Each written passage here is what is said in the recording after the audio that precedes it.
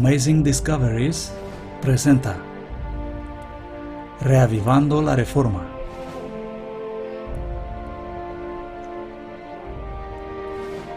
Presentado por el profesor Walter White.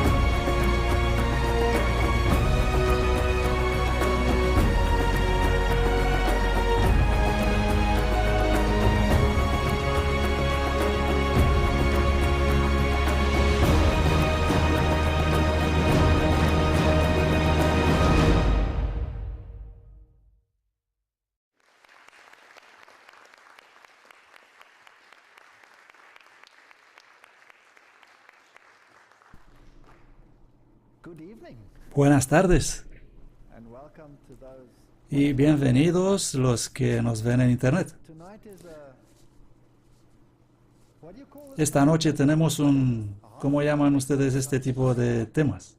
Un tema caliente o algo así. Pero afortunadamente solo es la primera parte.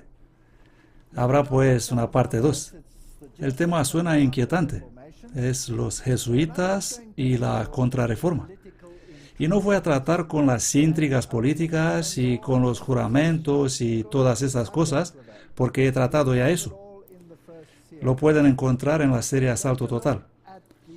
Vamos a considerar los aspectos espirituales. Y esos son los más graves, los más serios, ya que son los más peligrosos. Y me gustaría aventurarme tan lejos como para decir que todo el mundo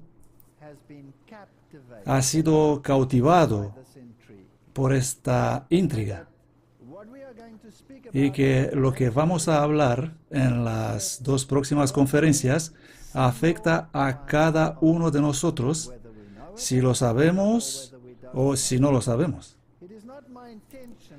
No es mi intención herir los sentimientos de ninguna persona. Mi intención es mostrar a dónde conducen estas cosas y de dónde provienen y por qué algunas de ellas no son bíblicas.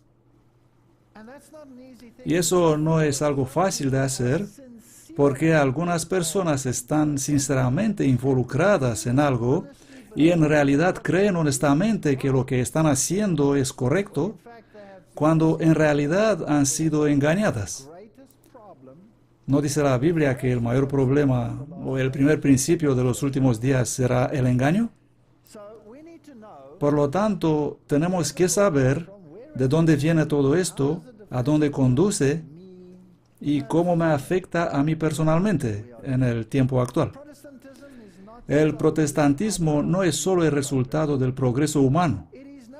No es un mero principio de perfectibilidad inherente en la humanidad y de clasificación como uno con poderes nativos, en virtud de las cuales cuando la sociedad se vuelve corrupta la puede purificar, y cuando es detenido en su curso por una fuerza externa o se detiene por agotamiento, puede reclutar sus energías y seguir adelante nuevamente en su camino. No es tampoco el producto de la razón individual, ni el resultado de las energías y la reflexión comunes de la especie. El protestantismo es un principio que tiene su origen fuera de la sociedad humana. Es un injerto divino en la naturaleza intelectual y moral del hombre, en virtud de la cual son introducidos en ella nueva vitalidad y fuerzas y el rendimiento que dará a partir de ahora frutos más nobles. Es el descenso de la influencia de origen celestial que se une con todos los instintos y las facultades de la persona, con todas las leyes y las ansias de la sociedad, y que acelera tanto al individuo como la ente social en una nueva vida, dirigiendo sus esfuerzos hacia propósitos más nobles, y permite el mayor desarrollo que la humanidad es capaz en el más completo posible cumplimiento de todos sus grandes fines. En una palabra, el protestantismo es el cristianismo resucitado. ¿No es así? Me gusta cómo escribieron estos autores. Esto viene de la historia del protestantismo por el reverendo Wiley. Y dice que esto no se basa en alguna razón ni en alguna cosa imaginaria que el hombre ha desarrollado y pensado y basado en su capacidad de razonamiento y la ley natural. Este es un injerto celestial. Es algo desde arriba y no algo desde abajo. Ahora bien, si queremos conocer a los jesuitas, tenemos que volver en la historia. Y los jesuitas han causado probablemente más disturbios en el planeta que cualquier otra organización jamás conocida por el hombre. Ellos han sido prohibidos en prácticamente todos los países donde han operado, incluyendo los países católicos. Son muy pocos los que no prohibieron los jesuitas. Y ellos siempre volverán y recogerán los trozos de un país que destruyeron y contorsionaron si se atrevieron a ponerse en contra de esta organización. Los jesuitas. Durante la cristiandad, el protestantismo fue amenazado por formidables enemigos. Voy a leer unas cuantas citas esta noche. Pasados los primeros triunfos de la Reforma, Roma convocó nuevas fuerzas, esperando llevar a cabo su destrucción. En este tiempo fue creada la Orden de los Jesuitas, la más cruel, sin escrúpulos y poderosa de todos los defensores papales. Librados de todo lazo terrenal y de todo interés humano, insensibles a la voz del afecto natural, sordos a los argumentos de la razón y a la voz de la conciencia, ellos no conocían ninguna norma ni vínculo sino los de su orden, y ningún deber sino el de ampliar su poder. El Evangelio de Cristo había capacitado a sus adeptos a enfrentar los peligros y soportar dolores sin desmayar por el frío, el hambre, el esfuerzo o la miseria, y a sostener con firmeza el estandarte de la verdad frente al potro, al calabozo y a la hoguera. Para combatir contra estas fuerzas, el jesuitismo inspiraba a sus adeptos un tal fanatismo que los habilitaba a soportar peligros similares y oponer al poder de la verdad todas las armas del engaño. No había para ellos crimen demasiado grande, ni ninguna mentira demasiado vil, ni ningún disfraz demasiado difícil para llevar. Ligados por votos de pobreza y de humildad perpetuas, estudiaban el arte de adueñarse de riqueza y poder para consagrarlos a la destrucción del protestantismo y al restablecimiento de la supremacía papal. Cuando aparecían como miembros de la orden, se presentaban con aire de santidad, visitando cárceles y hospitales, atendiendo a los enfermos y a los pobres, profesando haber renunciado al mundo y llevando el sagrado nombre de Jesús, que anduvo haciendo el bien. Pero bajo esta fingida mansedumbre, a menudo ocultaban los propósitos más criminales y mortíferos. Era un principio fundamental de la orden que el fin justifica los medios. Según esta norma, la mentira, el robo, el perjurio y el asesinato no solo eran perdonables, sino dignos de elogios, cuando servían los intereses de la Iglesia. Bajo diversos disfraces, los jesuitas se introducían en los puestos gubernamentales, elevándose hasta la categoría de consejeros de los reyes y dirigiendo la política de las naciones. Esto proviene de ese clásico La Gran Controversia. Y la historia lo ha confirmado. Aquí hay una cita del año 1816 de John Adams, escribiendo al presidente Jefferson, y él dice: «No tenemos enjambres de ellos aquí, en tantos disfraces como solo un rey de los gitanos puede asumir, vestidos de pintores, de editores, de escritores y maestros. Si alguna vez hubo un grupo de hombres que merece condenación eterna en la tierra y en el infierno, es esta sociedad de Loyola». Esto es bastante directo, ¿no es así? Esta es historia. Esta es historia y puedes seguir la línea a través de la historia y ver la sangre que corrió. ¿Y quién estaba siempre detrás de eso? Los jesuitas. Ahora, uno de sus principales objetivos consiste en sustituir este absolutismo protestante de la Biblia y solamente la Biblia, y de la autoridad y la salvación está en Cristo y solamente en Cristo, con esta política de que la salvación tiene que ir a través de este sistema, del sistema católico. Así que, ¿cómo puede sustituir el absolutismo moral con el relativismo? Este es uno de sus objetivos, esta es su meta. Hebreos 12, 25, 28. Guardaos de rechazar al que habla, porque si no escaparon aquellos que rechazaron al que hablaba en la tierra, mucho menos escaparemos nosotros si damos la espalda al que habla desde el cielo. Tenemos que estar basados en Cristo. No nos atrevamos a desviarnos suponiendo otra cosa. La voz del cual conmovió entonces la tierra, pero ahora ha prometido diciendo: aún una vez, y yo conmoveré no solamente la tierra, sino también el cielo. Y esta expresión, aún una vez, significa la remoción de las cosas movibles, como de cosas hechas, para que permanezcan las que no pueden ser removidas. Creo con todo mi corazón que el cristianismo está en el periodo de zarandeo. Así que recibiendo nosotros un reino inconmovible, tengamos gracia, por la cual sirvamos a Dios agradándole con temor y reverencia, porque nuestro Dios es fuego consumidor. La elección. Aquí hay una elección que hacer. Tengamos en cuenta que no es sino Dios el que puede sostener un argumento con Satanás. Hay demasiada presunción en el mundo. Hay demasiadas personas por ahí mandando a Satanás a hacer esto, ordenando a Satanás a hacer lo otro. Ni siquiera Gabriel pudo estar contra él sin llamar a aquel que es como Dios es, a Miguel, para acudir en su ayuda. Cuanto menos nosotros. ¿Qué presunción tenemos en el mundo de hoy? Es increíble. Martín Lutero contra Ignacio de Loyola, el fundador de la Orden de los Jesuitas. Fueron contemporáneos, vivieron en la misma época, y sin embargo fueron tan diferentes. El llamamiento de Lutero fue para presentar la conciencia directamente a Dios a través de la palabra de Dios. La dirección de Loyola fue la de someter la conciencia a la autoridad del papado. Esa fue la distinción. La espiritualidad ignaciana tenía que lograrse mediante ejercicios espirituales por medio de la sustitución de la imaginación y contrateología para la realidad de la fe. Él encontró otra manera de garantizar una experiencia espiritual que ya no se basaba en la fe, sino en sustancia real.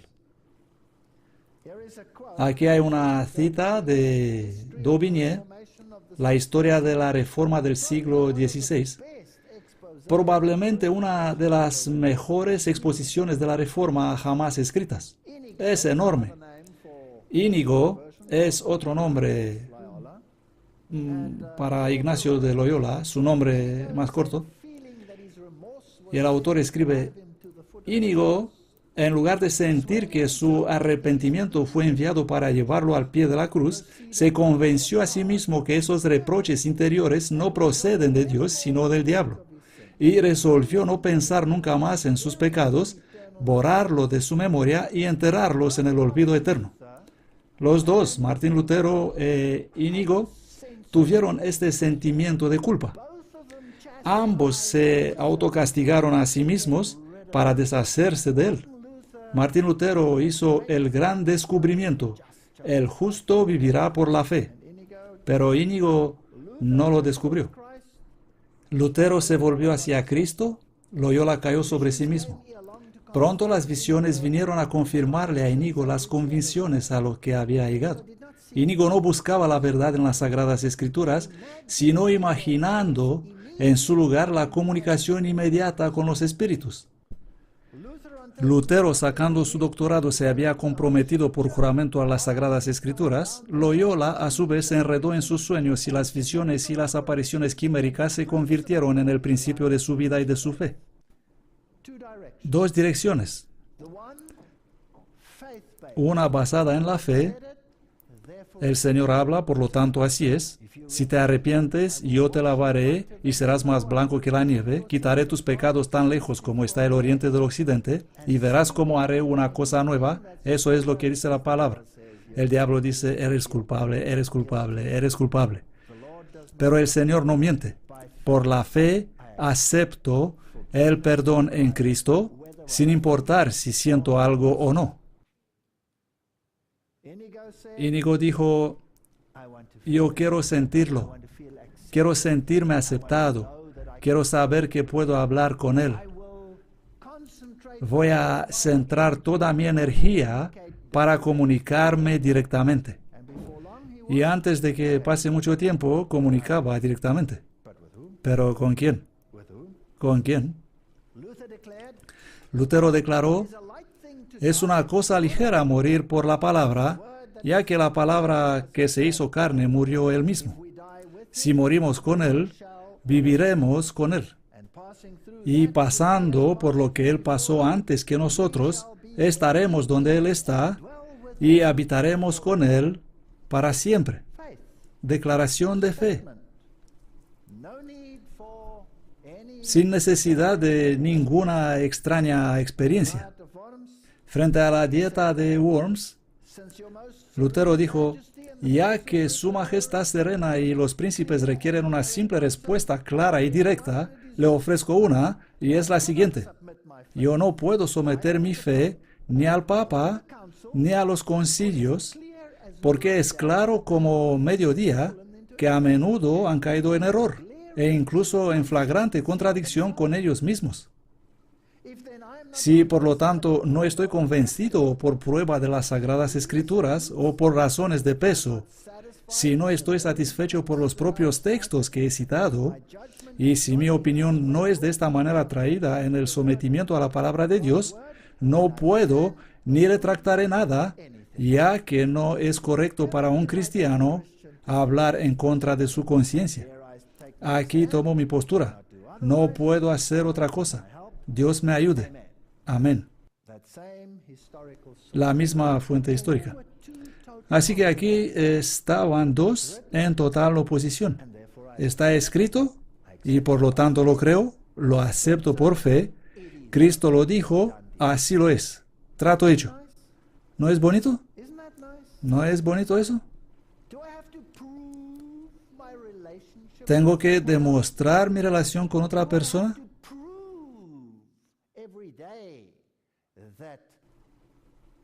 ¿Tengo que demostrar cada día que hay una relación en el matrimonio? ¿Tengo que probarlo? ¿Cómo puedo demostrar que amo a una persona? Si lo digo, debe ser aceptado por fe. Aquí está Loyola arrodillado ante el Papa recibiendo sus cartas, y todas estas cosas sucedieron hace más de 400 años. La Compañía de Jesús fue al principio constituida en la capilla Notre Dame de Montmartre en 1534.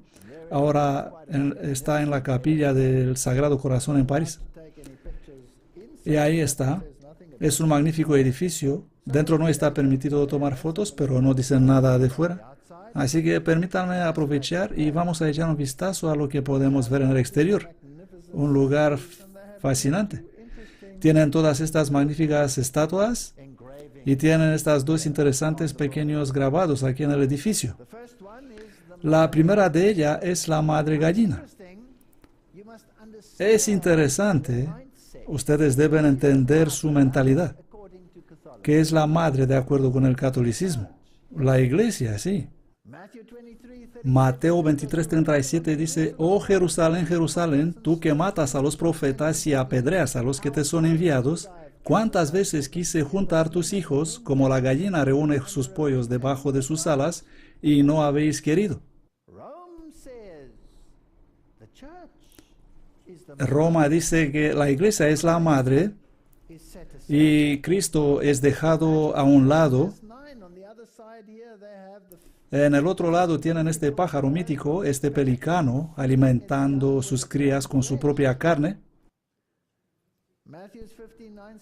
Mateo 15:9 dice: En vano me honran enseñando como doctrinas mandamientos de hombres. Este simboliza el sacrificio incruento, la ofrenda carnal. Tito 3:5 dice: No por obras de justicia que nosotros hayamos hecho, sino que por su misericordia, por el lavamiento de regeneración y de renovación del Espíritu Santo. El catolicismo dice: no, necesitamos obras y fe para la salvación. El protestantismo dice que necesitamos fe. Las obras son una consecuencia y no un medio para la salvación. Por lo tanto, si eres cristiano, tendrás buenas obras porque estás impulsado por el amor de Cristo para hacer buenas obras. Pero no haces buenas obras para conseguir bombones con el fin de obtener una posición superior o incluso para ir al cielo. Así que hay una sutil diferencia entre las dos. El catolicismo los ha incorporado a ambos.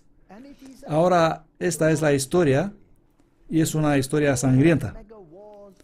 Cuando vas a través de todas las guerras, a las grandes guerras, las guerras de 30 años, las matanzas de Europa, todas las actividades de la Inquisición, incluso entre ellos se mataron.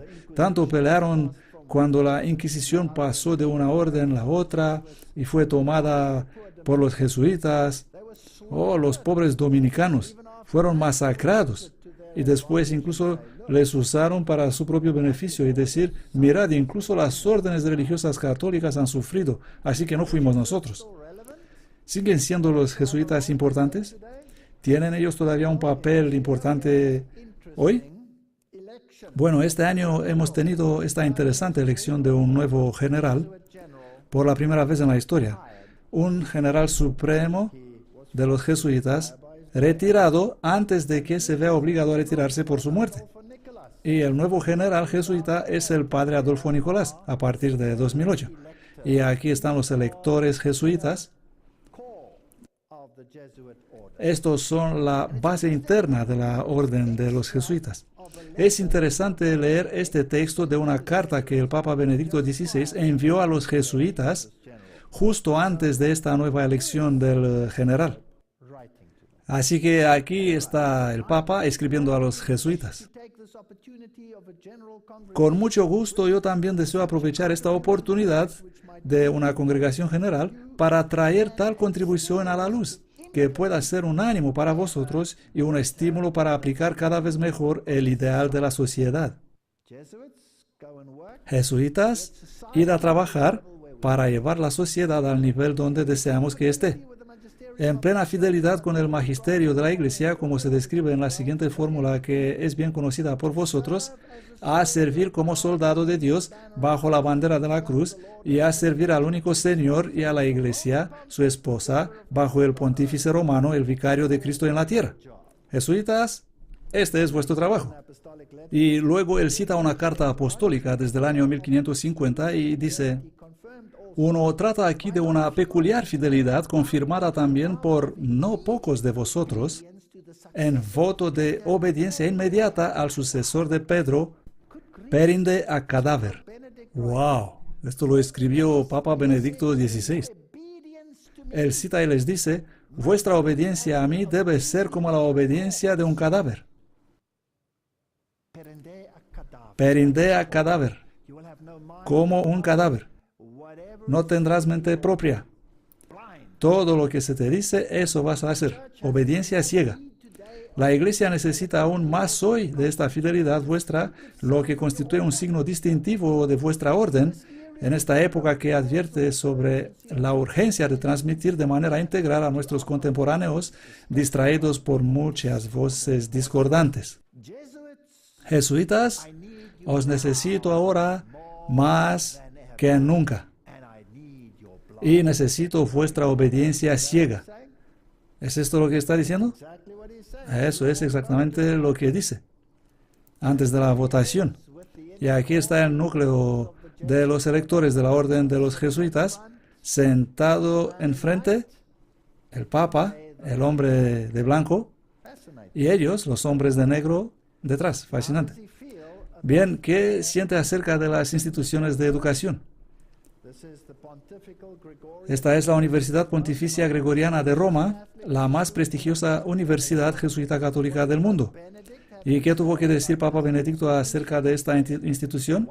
Él dice, una vez más, el Papa os encomienda esta universidad, una obra tan importante para la Iglesia Universal y para muchas iglesias particulares. Siempre ha sido una prioridad entre las prioridades apostólicas de la Compañía de Jesús. Aquí está vuestra entrada en cuña.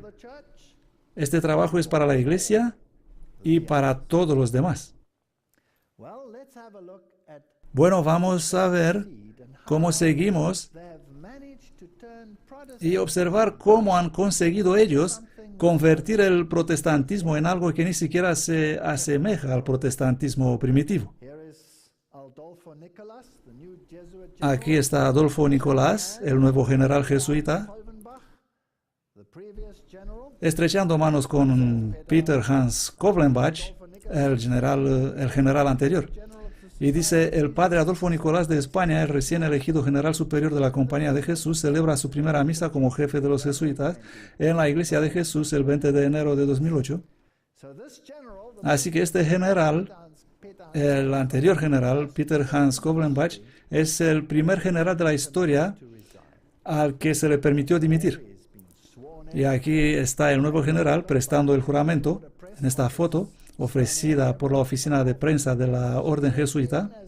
El reverendo español Adolfo Nicolás presta juramento como general superior de la Orden Romano-Católica de los Jesuitas durante la 35 Congregación General en Roma, en la Iglesia del Espíritu Santo en Sacia, 19 de enero de 2008. El general de los jesuitas es siempre conocido como el Papa Negro, porque se viste de negro. Y el Papa blanco es el Papa, a ver cómo explicar eso, es la imagen externa del papado. Este es el yin yang, las dos partes, blanco y negro, el conocimiento del bien y del mal. El nuevo general se reúne con el pontífice en Roma 28 de enero de 2008. Y esto es de Noticias Mundiales Católicas. Los oficiales jesuitas han publicado el comunicado tras la reunión diciendo que la conversación entre el padre Nicolás y el Papa ha sido cordial y amable. Y Adolfo Nicolás reafirmó su respeto personal por el vicario de Cristo, así como la estima de toda la sociedad de Jesús. Así que todo esto fue hecho público. En primer lugar, el texto de la carta recordándoles su afiliación, y ahora tiene la confirmación. De acuerdo a la declaración de los superiores jesuitas, el Papa Benedicto dijo que estuvo contento de saber que la Congregación General de la Orden, que sigue su reunión en Roma esta semana, se reflejará en el mensaje que el pontífice envió a los participantes al comienzo de la Congregación General. Así que aquí están juntos. A reafirmar en el espíritu de San Ignacio su adhesión total a la doctrina católica, particularmente a los puntos neurálgicos respecto a la mente, que hoy están fuertemente atacados por la cultura secular. Por lo tanto, ¿esta orden ha muerto? ¿Sí o no? Definitivamente no ha muerto. Esta es la más grande orden en la Iglesia Católica Romana. Esta es la más potente orden en la Iglesia Romano-Católica. Es una orden militar, tiene un general como jefe, y todas las demás órdenes tienen que suscribirse a esa, incluso las grandes órdenes de Malta. El Papa Ratzinger a los jesuitas 21 de febrero de 2008. Ahora quiero que escuchen con atención lo que dijo el Papa. Y aquí está el texto latino para aquellos que quieren comprobar. Viene directamente de su propia página web, este texto latino. Aquí está traducido para ustedes. Por esto os he invitado hoy a reflexionar también para volver a encontrar el sentido de una completa obediencia al sucesor de Pedro, para que eso no solo implique el enviaros en misión a tierras lejanas, sino también en el más genuino, ferviente espíritu de sentir con la Iglesia y en la Iglesia, a amar y servir al vicario de Cristo en la tierra, con la devoción efectiva y afectiva que debe hacer de vosotros los valiosos e insustituibles colaboradores al servicio de la Iglesia Universal. Eso es fuerte. Por lo tanto, el deber es de amar y servir. ¿Qué dice la Biblia? ¿Cuál es nuestro deber? De amar y servir al Señor Dios con todo nuestro corazón, con todo el alma, con toda nuestra mente. Aquí tenemos un orden totalmente diferente. Aquí tenemos un ser humano tomando el lugar de Cristo, siendo servido como si Él fuera Cristo. Ahora, toda la reforma se separó de la Iglesia Católica debido a estos asuntos. Y finalmente, después de mucho derramamiento de sangre, el Concilio de Trento se reunió y fue defendido por los jesuitas. Este es el Concilio de Trento, la conclave. Y por desgracia, Martín Lutero ya estaba muerto cuando tuvo lugar el Concilio de Trento. Y mi pregunta es la siguiente. El Concilio Vaticano II, sobre que hemos leído, que se inició en 1965 y que de repente abrió las puertas a todas las comunidades cristianas a ser aceptadas una vez más, porque antes de esa fecha se dijo que no hay salvación fuera de la Iglesia romano-católica. Solo podía ser salvo como romano-católico. Por eso yo me he convertido en un ateo. Sí, es cierto. Porque mi madre era protestante, ella era luterana y murió cuando yo tenía 12 años de edad. Y sufrió 4 años antes de morir. Y durante esos 4 años, en mi instrucción religiosa me dijeron varias veces que mi madre, a no ser católica, no tenía la esperanza de salvación y se va a ir al infierno. Y he odiado a Dios y he rechazado a Dios. Pero después de 1965, de repente ella estaba bien. Todo lo que tenía que hacer era reconocer la supremacía del papado e incluso estos hermanos separados podrían ser incorporados. Por lo tanto, mi pregunta es, ¿cambió el Concilio Vaticano II la posición de la Iglesia Católica establecida en el Concilio de Trento? ¿Que no hay salvación fuera de la Iglesia Romano-Católica? Vamos a preguntar a la Iglesia Romano-Católica. Esta es la mejor forma de hacerlo. Mis citas, como verán, proceden directamente del Vaticano. Directamente. Este es el discurso de Su Santidad Benedicto XVI a los participantes en la reunión plenaria de la Congregación para la Doctrina de la Fe. En el pasado eso se llamaba la Inquisición, y Ratzinger hubiera sido el jefe. Él dice: Vuestras eminencias, venerables hermanos, en el episcopado y en el sacerdocio, queridos y fieles colaboradores, es para mí una gran alegría, siempre empieza sus discursos así, es para mí una gran alegría encontrarme con vosotros con ocasión de vuestra asamblea plenaria. Por tanto, puedo expresar mis sentimientos de profunda gratitud y agradecimiento cordial por el trabajo que vuestro dicasterio realiza al servicio del ministerio de unidad. Querida Inquisición, tienes un ministerio de unidad. Traer a todos de vuelta bajo el ala de la Madre. Confiado de modo especial al Pontífice Romano. Es un ministerio que se manifiesta principalmente en términos de unidad de la fe, descansando en el sagrado depósito, cuyo principal custodio y defensor es el sucesor de Pedro. Dice que él es el principal custodio de la unidad. El año pasado en particular, la Congregación para Doctrina y Fe publicó 2 documentos importantes que ofrecen aclaraciones doctrinales acerca de aspectos esenciales de la enseñanza de la Iglesia para evangelización. Vamos a ver dónde llegamos. El primer documento se titula Respuestas a algunas preguntas acerca de ciertos aspectos de la doctrina de la Iglesia.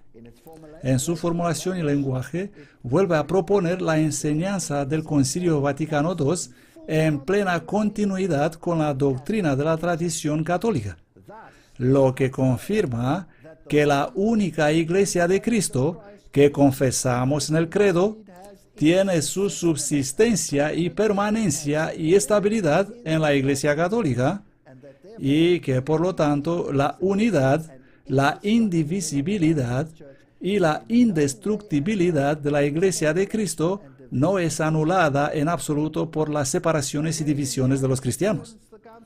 ¿Ha cambiado algo desde el Concilio de Trento? No. Es exactamente lo mismo, pero redactado en una terminología más sofisticada. Esto proviene ¿de dónde? De Vatican.va. Es su propia página web. Me encanta leer lo que este Papa tiene que decir. Y si lo leemos, no estaremos tan confundidos. Es inimaginable lo que dice, pero nadie se molesta en leer lo que dice. La afirmación del Concilio Vaticano II de que la verdadera Iglesia de Cristo subsiste en la Iglesia Católica, conforme a la Constitución Dogmática Lumen Gentium, no atañe solamente a la relación con las iglesias y comunidades eclesiales cristianas, pero también a la definición de las relaciones con las religiones y las culturas del mundo. En la Declaración Digitalis Humanae sobre la libertad religiosa, el Concilio Vaticano II afirmó que esta única verdadera religión continúa a existir en la Iglesia Católica y Apostólica, a la que el Señor Jesús ha confiado la tarea de difundirla a todos los hombres. Nada ha cambiado. Lo único que ha cambiado es que los protestantes creen que ha cambiado. Lejos de impedir el compromiso ecuménico auténtico, esta diferencia fomentará una discusión realista y plenamente informada de las cuestiones que aún separan las confesiones cristianas. Así que el papado no lo esconde. Está diciendo que es el jefe, somos los únicos. Y la salvación está solo en nosotros. Por lo tanto, cuando te unes a nosotros, mejor te des cuenta, porque si no me aceptas como jefe, estás afuera, estás muerto, estás perdido. Son bastante claros sobre este tema. ¡Wow! No hay problemas. Así que vamos hacia la plena unidad de los cristianos. No hay ninguna duda sobre esta cuestión, y cuando los concilios ecuménicos dicen, pero ya sabes, Roma ha cambiado. Lean lo que están diciendo. No han cambiado. Otra cita. La Congregación para Doctrina de Fe responde a algunas preguntas acerca de ciertos aspectos de la doctrina de la Iglesia. Este es el portador de voz oficial del que Ratzinger fue el jefe.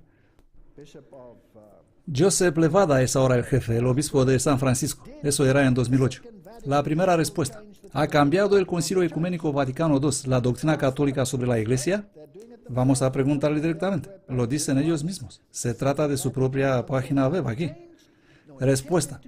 El Concilio Vaticano II no ha cambiado ni tiene la intención de cambiar esta doctrina, sino que la ha desarrollado, la ha profundizado y explicado con más detalle. Inteligente. Eso es precisamente lo que Juan 23 dijo en el comienzo del consejo. Pablo VI lo afirmó y comentó en el acto de promulgación de la Constitución Lumen Gentium. No hay mejor comentario que hacer que el que decir que esta promulgación en realidad no cambia en absoluto la doctrina tradicional. ¿Es esto claro o no? Claro como el cristal. Gracias. Ahora sabemos dónde estamos. Lo que Cristo quiso, nosotros también.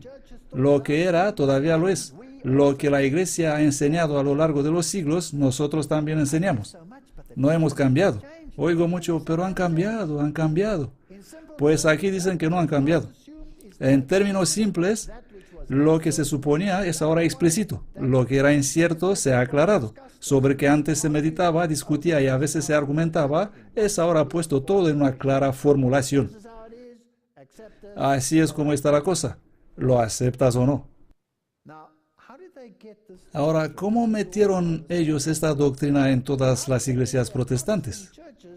¿Y cómo consiguieron ellos cambiar las iglesias protestantes de lo que creían a lo que practican ahora? El protestantismo solía decir, aquí está el anticristo y por lo tanto nos vamos a separar. Ahora tienen otro anticristo que aún no ha venido, probablemente llegará incluso cuando ellos ya no estarán aquí, por lo tanto, ¿por qué molestarse con él? O ya está muerto. ¿Saben? Es un caos total.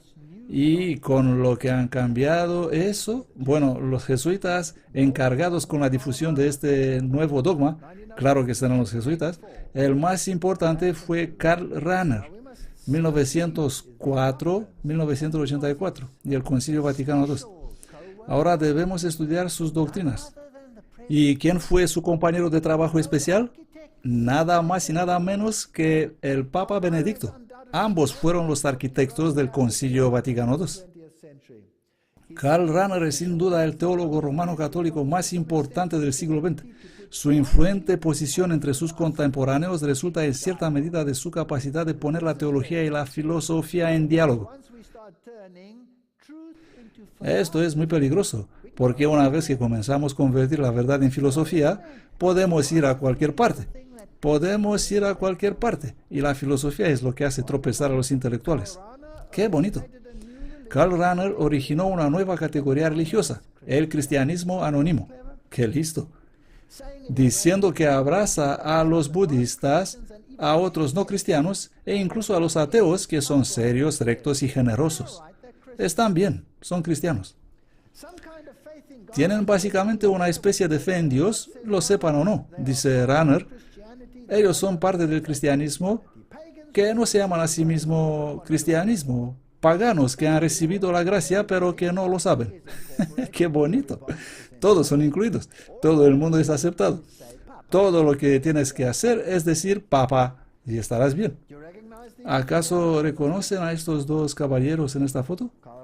Karl Rahner y Joseph Ratzinger, conocido como Papa Benedicto XVI. Dos sobrios sacerdotes progresistas en el Concilio Vaticano II. El padre Joseph Ratzinger fue compañero de trabajo con el padre Karl Rahner en el consejo. Aquí los dos están juntos. Por favor, tenga en cuenta lo que dice Rahner. El lema de Rahner fue, de hecho, nuestro Señor debe ajustarse al mundo y no el mundo a él. La influencia de Rahner fue enorme. Él agradó un mundo moderno y unos eclesiásticos modernos cuyos oídos ansiaban el compromiso doctrinal bajo el pretexto de la iluminación. Aquí estaba una nueva filosofía. He pensado mostrar la página web de la Iglesia Luterana Nuestro Redentor aquí, que define dónde estamos. No voy a leer todo, simplemente qué doctrinas son necesarias para la unidad, por el Dr. Richard Booker. Tanto en el siglo XVI como ahora se ha asumido que no es necesario el acuerdo en cada enseñanza de la Iglesia para la unidad. Los cristianos separados solo necesitan coincidir en lo esencial, o en lo necesario, o en las doctrinas fundamentales. Solo necesitamos tener algunos puntos de contacto. ¿Crees en Jesús? Sí, creo en Jesús. ¿Es Jesús el único camino de salvación? Oh, eso no es relevante. Bueno, por lo menos ambos creemos en Jesús. Mario, ¿crees en Jesús? Sí, él fue, maravilloso, él fue un buen profeta. Y así tenemos puntos de contacto. ¿Y cuán lejos irás hasta que no tendrás absolutamente nada? Bien, ¿cuál es el objetivo del protestantismo y cuál es el objetivo de la orden de los jesuitas? El objetivo del protestantismo es difundir el evangelio de la salvación en Cristo Jesús, de difundir las buenas nuevas. El Mesías ha llegado. Venid todos los que estáis cansados y fatigados, y Él os dará reposo. No lo mismo el jesuitismo. No puedo impresionar bastante, dice Nicolini en la historia de los jesuitas, la mente de mis lectores que los jesuitas por su propia vocación, por la esencia misma de su institución, son comprometidos a tratar por todos los medios, buenos o malos, la destrucción del protestantismo. Esta es la condición de su existencia, la tarea que deben cumplir o dejar de ser jesuitas. Es por eso que se le llamó a la existencia. Por lo tanto, los encontramos en este terrible dilema. O bien los jesuitas cumplen con el deber de su vocación o no. En el primer caso, ellos deben ser considerados como los más grandes enemigos de la fe protestante. En el segundo, como malos e indignos sacerdotes. Y en ambos casos, por lo tanto, serán igualmente considerados con aversión y desconfianza. Muy claro puesto. Ahora vamos a ver cómo ha cambiado el mundo desde el Concilio Vaticano II. ¿Qué han hecho ellos con esta nueva teología de abrazar a todos? El Concilio Vaticano II y la renovación carismática. ¿Sabían ustedes que la renovación carismática en realidad comenzó a expandirse justo después del Concilio Vaticano II? Aquí está el Papa Juan XXIII, quien reunió ese concilio. El 25 de enero de 1959, solo 2 meses después de su elección como Papa, Juan XXIII sorprendió al mundo al anunciar el concilio, para dar la posibilidad a la Iglesia de contribuir más eficazmente a las soluciones para los problemas de la edad moderna. El gozo eco de su anuncio, así como el vivo interés por parte de no católicos e incluso no cristianos. ¡Wow! Aquí tenemos un ecumenismo total. Ha demostrado en la manera más elocuente que la importancia histórica del evento no ha escapado a nadie. El Concilio Vaticano II y el movimiento carismático. El cardenal designado para supervisar esta cuestión y que sirve en la mayoría de los comités fue el cardenal Swensens. El cardenal Joseph Swensens es un galardonado con el premio Templeton. También hay una conexión interesante. Tendremos que mirar un poco antes. También él fue masón. Fue iniciado el 15 de junio de 1967. Él fue elegido por el Papa Juan XXIII a ser uno de los principales arquitectos del Concilio Vaticano II y supervisó las 4 grandes comisiones. Desde que tuve esta carismática experiencia, mi lealtad al Santo Padre como el vicario de Cristo en el mundo ha incrementado y fortalecido. Mi agradecimiento a María como corredentora y mediadora de mi salvación ha sido asegurado y mi aprecio por la misa como sacrificio de Cristo ha sido acentuado. El protestantismo rechaza todos estos puntos. Sin embargo, esta experiencia carismática le llevó a abrazar estos errores doctrinales incluso en una mayor forma. Esto es lo que el Concilio Vaticano II tiene que decir acerca de los carismas. No es solo a través de los sacramentos y de los ministerios de la Iglesia que el Espíritu Santo santifica y dirige el pueblo de Dios. Analicen esta declaración. Por lo tanto, si participas en un sacramento, eres santificado. Así que, ¿una acción santifica? No hay salvación por las obras, según la Biblia. El Espíritu Santo distribuye gracias especiales entre los fieles de cada rango, y la manifestación del Espíritu se da a todos para provecho. Estos dones carismáticos, ya sean los más sobresalientes o los más sencillos y ampliamente difundidos, deben ser recibidos con agradecimiento y consuelo porque son extremadamente útiles y adecuados para las necesidades de la Iglesia. ¿No es interesante? Así que el Concilio Vaticano II dice, aceptemos esto porque va a ayudar a nuestra Iglesia. Papa Pablo VI, hablando a la Conferencia Internacional de 1965, dice, 1965 marca el año de la llegada de la era de renovación en la Iglesia Católica. Y él les dijo, no hay nada más necesario para este mundo, más y más secularizado, que el testimonio de la renovación espiritual, que vemos que el Espíritu Santo suscita en las más diversas regiones y medios. Entonces, ¿cómo no podría ser esta renovación espiritual una oportunidad para la Iglesia y para el mundo? Y cómo en este caso puede alguien no tomar todas las medidas para asegurarse que seguirá haciéndolo. ¿Quién está detrás de la renovación carismática? Después de haber leído estos. Y el mismo Papa habló en lenguas. En 1965, el Papa Pablo VI da su discurso y la revista Christianity Today informa: obispos, arzobispos, cardenales, esforzándose mantener sus sombreros, cantaron y bailaron en éxtasis, abrazándose unos a otros, levantando los brazos al cielo, y el discurso de Papa Pablo VI estuvo jalonado frenéticamente. Él habló en lenguas y aquí está el mega movimiento. Alberto, bueno, uno no siempre sabe cuán perfectas son estas citas, pero al menos esta es históricamente correcta. Él dice: Kathryn Kuhlman fue uno de los mayores agentes encubiertos de Roma destinados a penetrar entre los pentecostales y protestantes a través del movimiento carismático. Ella era una maestra de la hipnosis y tenía enormes poderes psíquicos. Como una recompensa por su destacada labor, se le otorgó una audiencia privada con el Papa. Como resultado de su trabajo, la mayoría enseñan ahora la unidad y rara vez predican separación y santidad, temas que Roma aborrece. Y este es un hecho. Esta es una foto de Kathryn Kuhlman hablando a la gente y sanándolos, al igual que los teleevangelistas de hoy curan a las personas. Y aquí en la foto su fecha de nacimiento. Ella fue una curandera americana del siglo XX. Ella creía en milagros y liberación por el poder del Espíritu Santo y fue parte del brazo pentecostal del cristianismo protestante. Aquí está el protestantismo recibiendo esta infusión.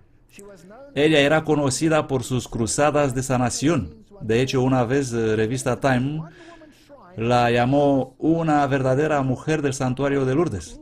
Si quieres ser sanado, ve a Kathryn Kuhlman, decían. Se le otorgó el doctorado honorífico por la Universidad Oral Roberts. Bueno, no quiero ir allá. Pueden mirar mis anteriores DVDs para comprender qué es todo esto. Es fascinante que en el 1973 Benny Hinn asistió a una de sus cruzadas de sanación y este fue el catalizador para su ministerio. Es gracias a Kuhlman que tenemos experiencias de muertos en el espíritu en el mundo de hoy, lo que ella hizo popular en los círculos evangélicos. Homer Duncan, en el libro Movimiento Ecuménico, da esta descripción de la convención de la Hermandad de los Hombres de Negocios de 1975.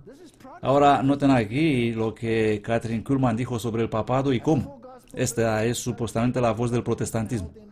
La Convención Mundial del Evangelio para la Hermandad de los Hombres de Negocios, celebrada en Anaheim, California, fue en 1975.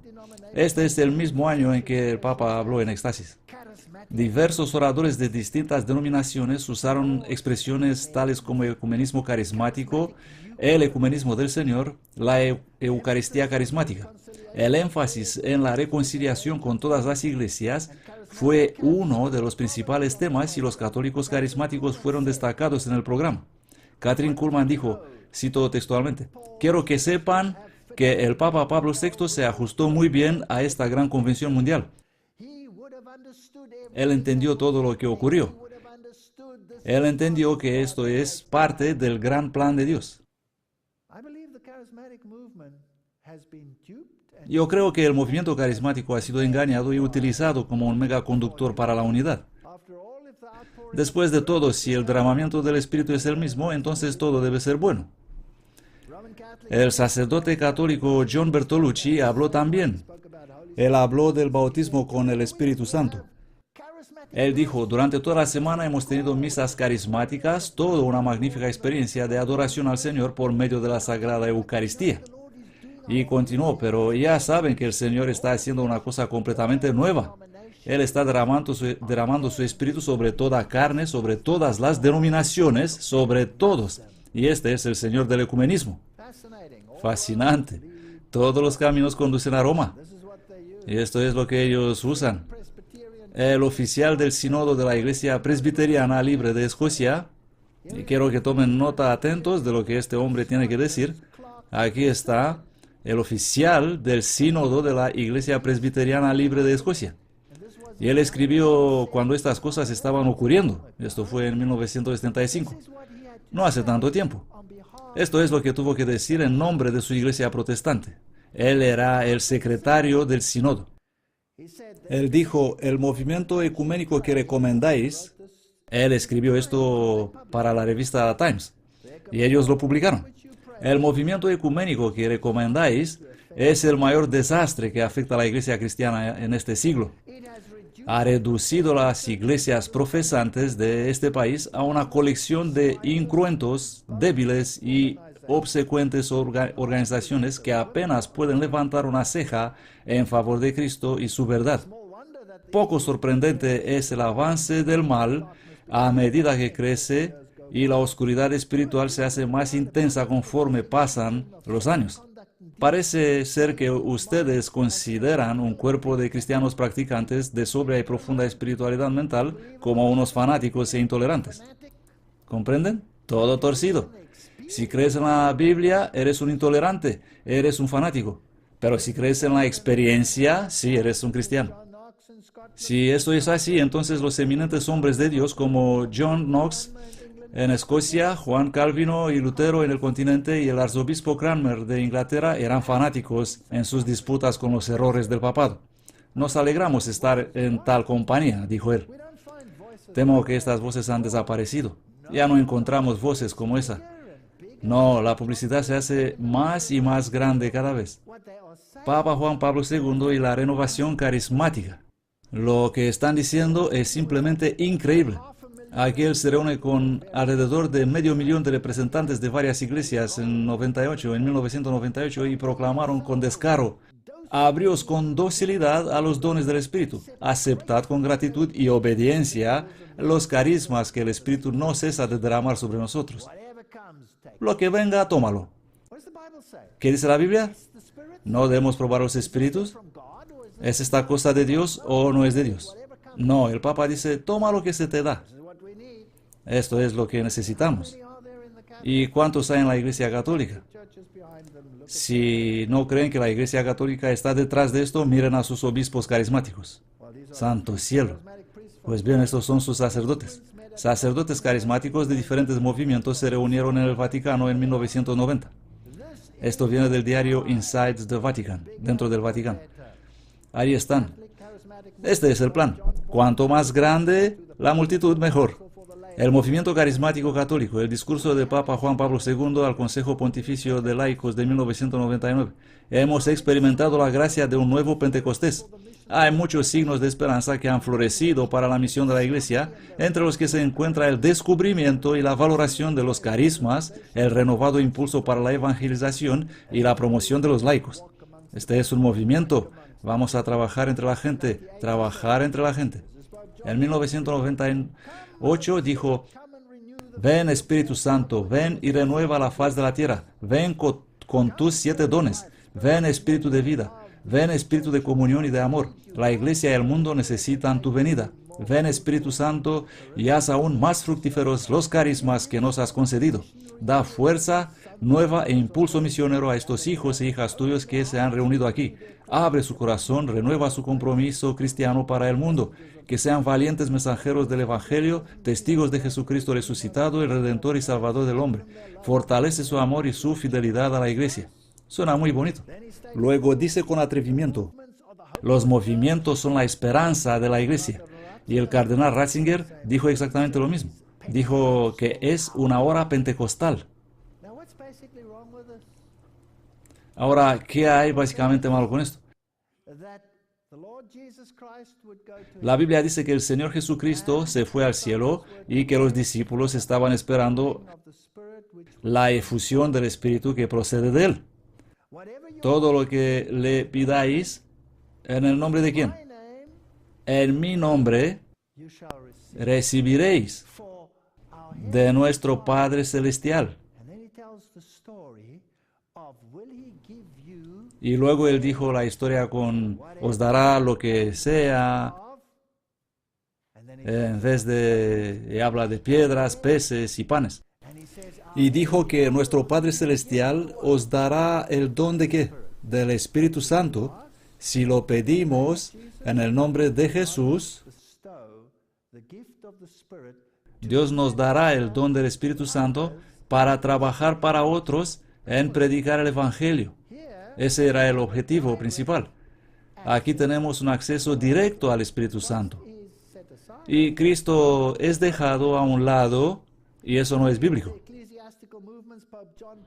Reuniéndose con los movimientos eclesiales, Papa Juan Pablo II dijo: con el Concilio Vaticano II, el Consolador recientemente dio a la Iglesia, que según los padres es el lugar donde florece el Espíritu, un renovado Pentecostés, suscitando un dinamismo nuevo e imprevisto. Siempre que el Espíritu interviene, deja a la gente asombrada. Él suscita eventos de increíble novedad, y sigue, y sigue, y sigue, y sigue. Necesitamos la oración. El carisma no es solo a través de los sacramentos y el ministerio de la Iglesia, sino a través de esta efusión.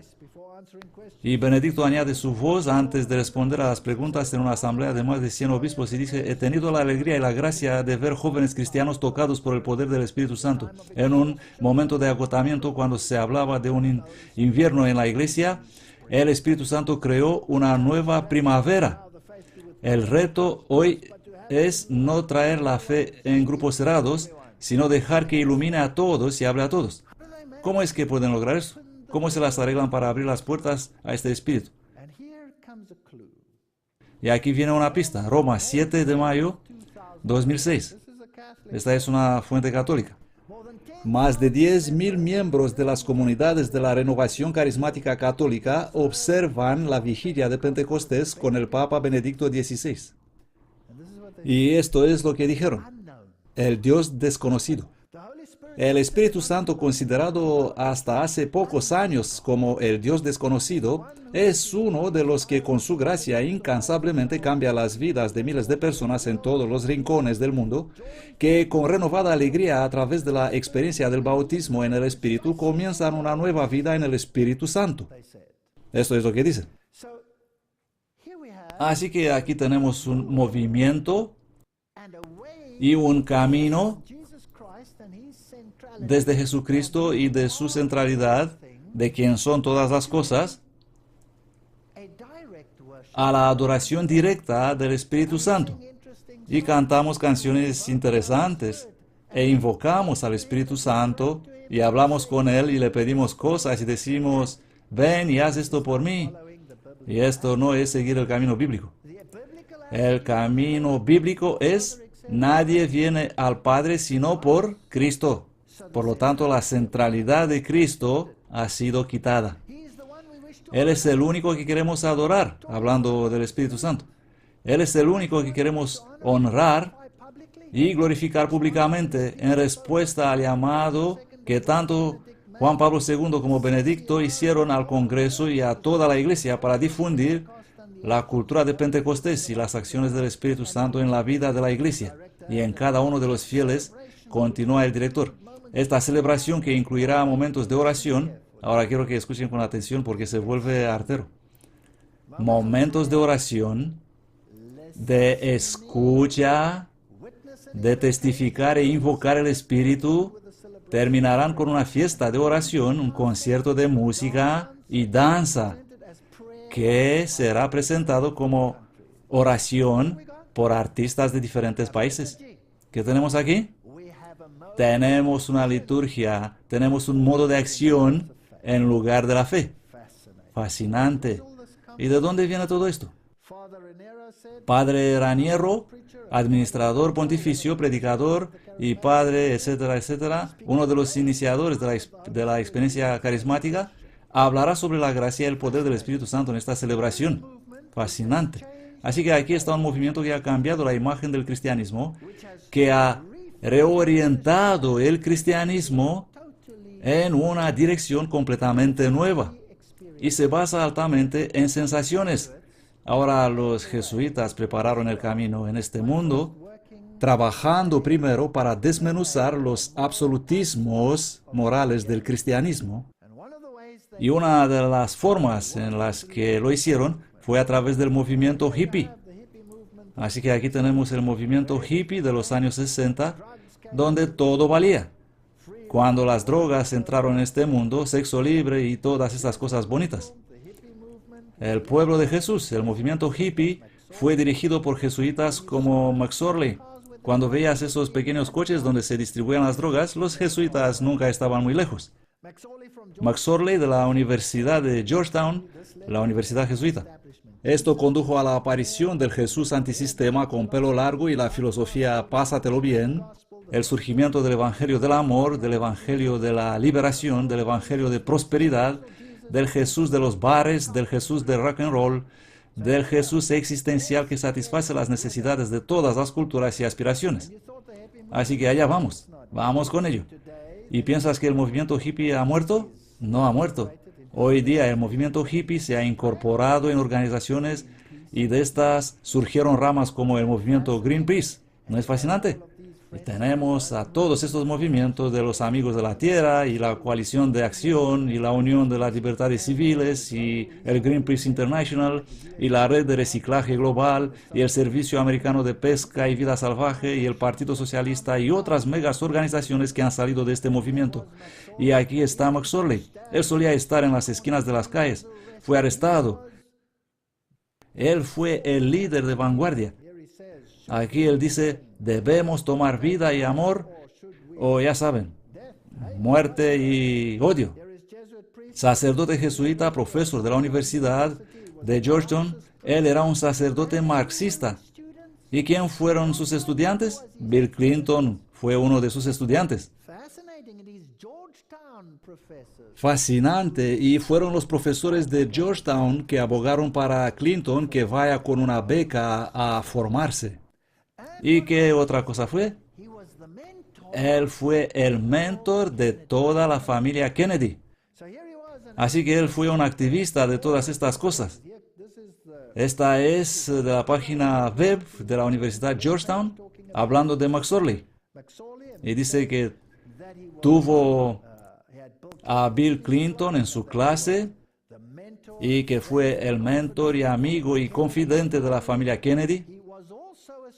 También fue asociado con Martin Luther King. Por favor, noten lo que dijo acerca de Martin Luther King. Lo vi como una gran figura de Cristo, así que lo he seguido y he andado con él. King explicó el significado del Evangelio para mí. Él nos enseñó que Jesús fue serio con respecto al amor no violento, justicia racial y la paz. King nos enseñó a vivir el Evangelio así. Interesante, ¿verdad? Así que los jesuitas fueron detrás de todos estos movimientos activistas. Y también en la industria de la música y del rock, que tuvo sus simples inicios con grupos como los Beatles y todo eso. Aquí tenéis a los Beatles. Lucy en el cielo con diamantes. ¿Os recordáis eso? ¿Saben lo que significa? Seguro que todos lo saben. Es la sigla de LSD, una droga muy potente, y el mundo de las drogas. Los jesuitas estaban detrás de todos estos movimientos. El Nietzsche nihilismo. El nihilismo es la noción de que las normas éticas son injustificables a nivel racional y el resultado es una sensación de desesperanza por el vacío de la vida. ¿Quién crea el vacío? ¿Quién aporta las drogas y dice que no hay ningún propósito en la vida? Si quitas la moralidad absoluta y eliminas la Biblia, pues bien, entonces no queda nada. Así que tienes sexo libre, existencialismo, aquí lo tienes y todo vale. Y llegas a un punto donde te das cuenta, bueno, he arruinado toda mi vida, ¿cuál es la razón de todo eso? Y luego llenas el vacío con más drogas. Aquí está el peligro. Nietzsche define el nihilismo como la situación que se produce cuando todo está permitido. Y este mundo de la droga fue muy importante. En la entrevista de Rick Martin con Eric John Phelps, Phelps afirma que los Beatles fueron controlados por los jesuitas y que el mundo de la droga es controlado por Roma a través de la mafia, que es controlada por los jesuitas. Aquí tenemos a los Beatles con sus canciones sobre las drogas. Los Beatles fueron la primera banda de rock que utilizó la señal del diablo en un disco grabado, y lo pueden ver aquí y aquí. Nadie puede decir que es una casualidad. Van Helsing demuestra que los Beatles usaban el retroceso, y este es el mensaje de la canción La Revolución número 9. Empieza a fumar marihuana. Conviérteme en un hombre muerto, refiriéndose a Jesús. En 1962, John Lennon le dijo a Tony Sheridan de la hamburguesería Star Club: sé que los Beatles tendrán un éxito como ningún otro grupo lo tuvo. Lo sé preciso porque para este éxito he vendido mi alma a Satanás. Esto viene de Jan van Helsing, Las sociedades secretas y su poder. Es un libro y es una cita de él. Y luego tienes ese cambio de filosofía en una nueva filosofía. Y el cuidado de Heidegger, introducido en este mundo absurdo. Dios está muerto, por lo tanto las respuestas de la vida están en sí misma. ¿Has oído eso en la tele estos días? La autoestima y la psicología cristiana cubren la falta. Heidegger enseñó que el alma se autentifica a sí mismo, mostrando preocupación por los demás o cuidado. Así que ya tenemos un cristianismo cuidadoso. El cuidado existencial de Heidegger, Sorge, a cuidar a los demás, se basa en Dasein, a estar allí. Así que aquí estoy en un lío, ¿cómo puedo corregirme? ¿Cómo puedo obtener una forma de espiritualidad? Cuidando a los demás. Esta es la religión del yo, la religión del anticristo. Dios siendo eliminado, la Iglesia establece el estándar y educa, entrena las masas a través de la psicología cristiana, directores espirituales, programación neurolingüística, laboratorios de cuidado, hasta que tenemos una nueva formación espiritual. Este es un resumen de hacia dónde nos dirigimos. Ahora vamos a ver cómo lo hicieron. El segundo paso. Crear una nueva moralidad, cambio de dirección. Tenemos que pasar ahora de esta absurdidad, de esta existencia absurda, a una existencia razonable. ¿Y quiénes están detrás de ella de nuevo? Los jesuitas. Y los pueden ver. Aquí está el padre Gustavo Gutiérrez. Y vamos a aprender del catolicismo a través de este hombre cómo debemos tomar una posición clara en contra de la injusticia social en favor del proceso revolucionario.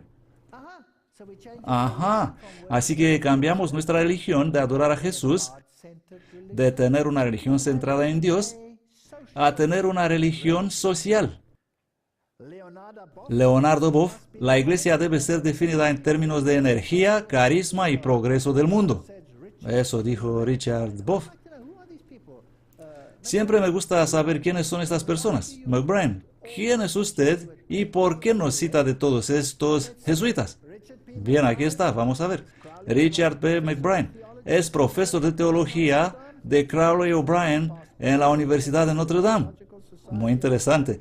El expresidente de la Sociedad Teológica Católica de América. Interesante. Logros distinguidos y recibió el premio Murray. Se desempeñó como ex comentarista en vivo de eventos católicos en CBS. Así que es un gran hombre. ¿Dónde fue entrenado? Oh, en la Universidad Pontificia Gregoriana de Roma, una universidad jesuita.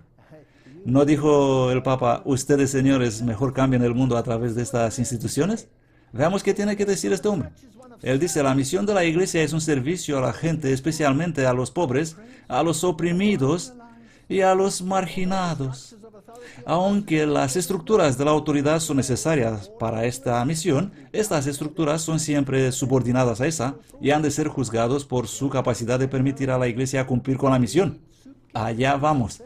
Hemos cambiado nuestra religión. Necesitamos comedores populares. ¿Es esto lo que necesitamos? ¿Hay algo malo en un comedor popular? No, en absoluto. ¿Hay algo malo en lo que se refiere a elevar a alguien? No, en absoluto. Pero si esa es tu religión, has cambiado la fe con las obras. Tienes que haber una consecuencia y vamos a ver cuál es la diferencia. Él escribe, de los feministas tenemos la visión de la Iglesia como una comunidad del Éxodo. Así que tenemos los feministas aquí. Está bien. Llama a abandonar una llamada a abandonar el orden social establecido y sus agentes religiosos de sacralización y ser testigo de un orden social alternativo. Vamos a cambiar el mundo.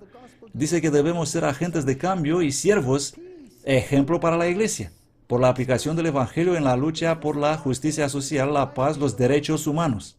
¿Perdón? ¿Este es el Evangelio de Jesucristo, sí o no? Por supuesto que no. Tenemos un nuevo Evangelio. Las actividades de la Iglesia en favor de la justicia social y los derechos humanos no son meramente preparatorios para la verdadera misión de la Iglesia, como el concepto de preevangelización que había antes que el Concilio Vaticano II. El compromiso de la Iglesia en la participación y en la lucha por la justicia social, la paz y los derechos humanos es un elemento fundamental o parte constitutiva de su misión. Este es nuestro trabajo. Tenemos que predicar el orden social. No, Debemos predicar a Jesucristo y a Él crucificado. Tenemos que predicar la salvación por Él y solamente por Él. Tenemos que predicar el arrepentimiento.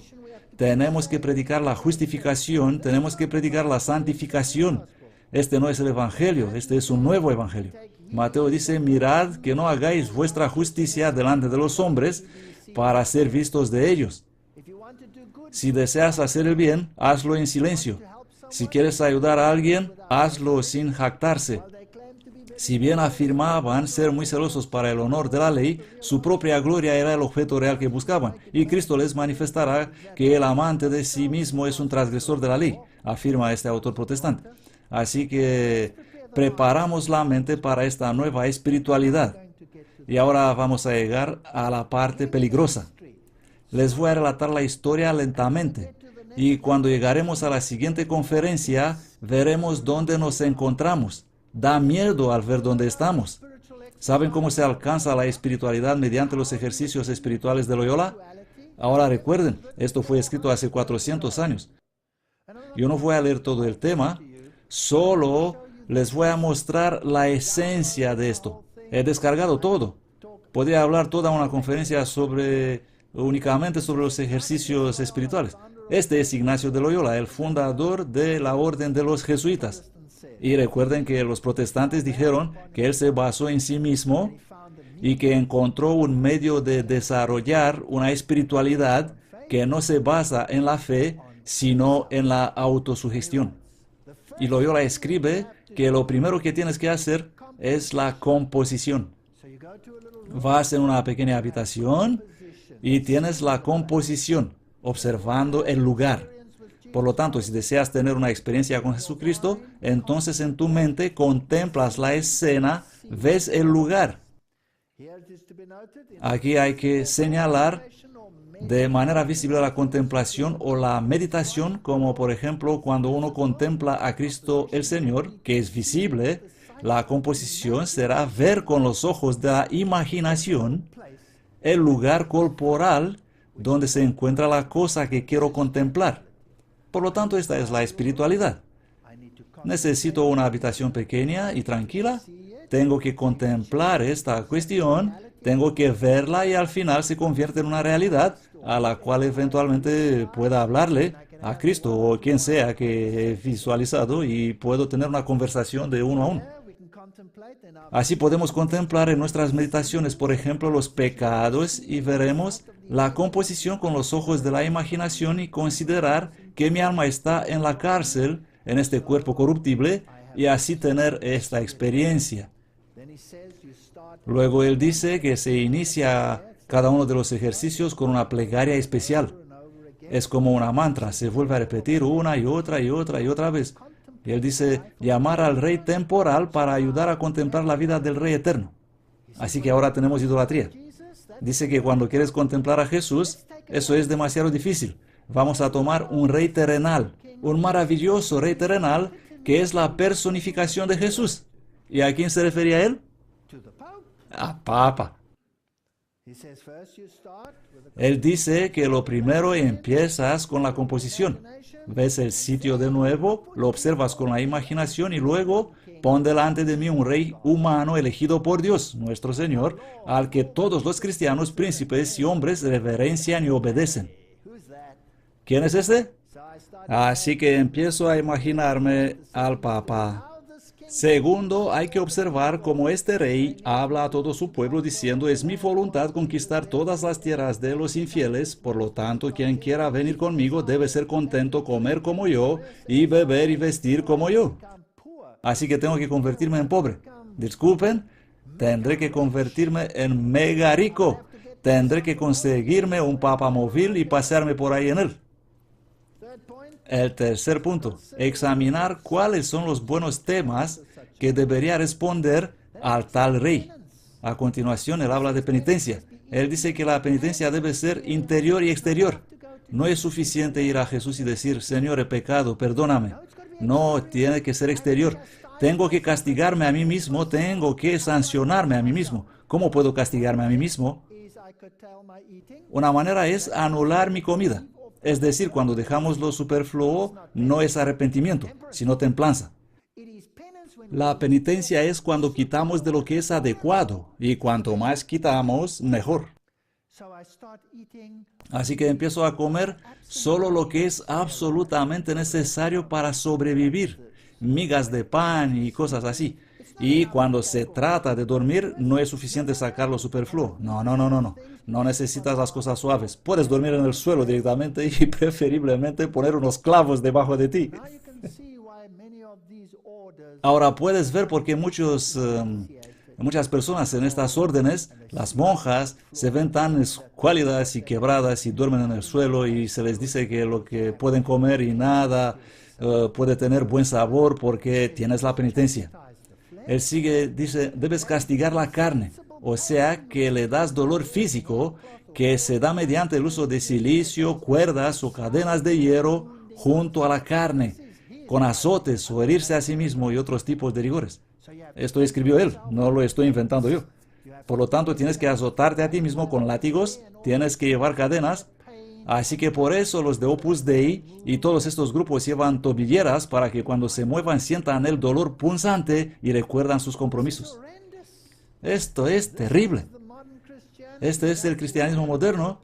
Por eso en las Filipinas se promulga eso y se autoflagelan y se crucifican a sí mismos. Estos son los ejercicios espirituales de Loyola. Tienes que pagar con dolor por tus pecados. La fe dice, mi Señor murió por mí en la cruz y pagó por mis pecados, pagó por mí. Todo lo que tengo que hacer es venir y arrepentirme y luego hacer progresos. Una vez que te has quebrado a ti mismo, hay que empezar a avanzar. Pero ellos dicen que se debe elogiar mucho las órdenes religiosas. Así que tus modelos son todas estas órdenes religiosas. Virginidad y continencia. Maravilloso. Hacer votos de religión, adorar las reliquias de los santos. Así que ve a las reliquias y comienza a sentir esos huesos y todas estas cosas. Y alabar las constituciones de ayunos y abstinencias como la cuaresma, los temporas. Por lo tanto, ahora necesitamos un montón de fiestas para llenar nuestras vidas. ¿Pueden comprender lo que se está contemplando aquí? ¿Creen que todo esto es cosa antigua de 400 años? Tengo terribles noticias para ustedes. Debemos entender estos ejercicios de Loyola si queremos comprender a los jesuitas. Para tener los verdaderos sentimientos que debemos tener en la iglesia militante, primero, todo el juicio debe apartarse. Este es Loyola que habla, y aquí está su imagen o su estatua como un santo en el Vaticano. Primero, todo el juicio debe apartarse. ¿Qué dijo Papa Benedicto? Tienes que ser perinde a cadáver, como un cadáver, y debemos tener nuestra mente dispuesta y pronta a obedecer en todo a la verdadera esposa de Cristo, nuestro Señor, que es la jerarquía de nuestra Santa Madre la Iglesia. Y ser listo a aceptar que el blanco que veo es negro, si así lo decide la jerarquía de la Iglesia. Estos son los ejercicios espirituales de Loyola. Obediencia ciega es absolutamente esencial. Y esta es la famosa frase que tienen que obedecer. Perinde a cadáver. Como un cadáver. No debes tener tu propia mente. Ahora, ¿es todo esto anticuado? ¿Muerto? ¿O está vivo y sano y destruyendo el protestantismo hoy? Esta es la cuestión que hemos de plantearnos. Los ejercicios espirituales en el mundo de hoy, como han sido expuestos en National Jesuit News, las noticias nacionales jesuitas. Vamos a nuestros días. Los ejercicios espirituales de San Ignacio pertenecen a la Iglesia. Mediante ellos son implicados laicos y sus colegas jesuitas en una manera fructífera. Ellos crean conversación y comunidad espiritual que los estadounidenses anhelan. Ayudan a las mujeres religiosas, ofrecen los dones de las mujeres a la Iglesia y al mundo, y ayudan a los laicos a encontrar sus propios dones confirmados por medio de la oración. Ellos ofrecen un camino seguro para encontrar a Dios en todas las cosas y proyectos factibles de la contemplación viva en acción. Oh, si supieran ustedes lo que significan estos términos. Cristianos justos en el mercado. Tenemos un cristianismo contemplativo. Ellos escriben, Ignacio de Loyola ha creado y llevado a cabo este apostolado durante 15 años antes que sea ordenado. Y continúa, la historia prueba que los ejercicios espirituales son un instrumento increíblemente efectivo para la espiritualidad del laico, incluso en la era posmoderna. Son, por favor noten que es una organización jesuita que escribe esto. Son utilizados para y con los laicos en diversas formas en todo el mundo. Y luego proporcionan la base de sofisticadas espiritualidades para el mercado. Así que tienen algo a la venta. Y ese es el camino al infierno, lo que tienen que vender. Esta no es religión bíblica. No es exagerado decir que más gente es dirigida hoy a través de uno u otro ejercicio que en cualquier momento de la historia. No es exagerado decir algo más. Los ejercicios espirituales se utilizan como un instrumento apostólico para una mejor educación laica. Así que no tenemos que pensar que solo los jesuitas están en control. Ellos han entrenado un ejército de cientos de miles de laicos en sus ejercicios. ¿Y cómo les va a afectar esto a ustedes? Aquí pueden ver en sus propias páginas web, retiros ignacianos y ejercicios espirituales en nuestros días. Aquí es un retiro ignaciano de 8 días. 8 días de retiro ignaciano para sacerdotes, diáconos, religiosos y ministros laicos, etc. Ven y discute aquí y estudie los ejercicios espirituales y otras meditaciones. Este libro dice, ¿qué más puedo hacer? Un retiro ignaciano para gente en alguna parte en el camino. Les ayuda a explorar y orar acerca de lo que significa a servir. ¿Servir a quién? Si desean descargar los ejercicios espirituales para ver si me estoy inventando todo esto, vean a Jesuit Review. Esta es su propia página web. Pueden ir y echar un vistazo y pueden descargar los ejercicios espirituales.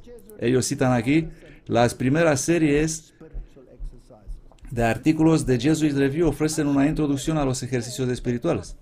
¿Creen que están muertos? Les voy a mostrar dónde están ellos actualmente. Joseph Tello escribe, la filosofía sigue al corazón del arte en la formación jesuita, porque más que cualquier otra disciplina, ella puede provocar la conversión intelectual del pensador convencional a reflexión de principios. Bien, con esta introducción vamos a nuestros tiempos.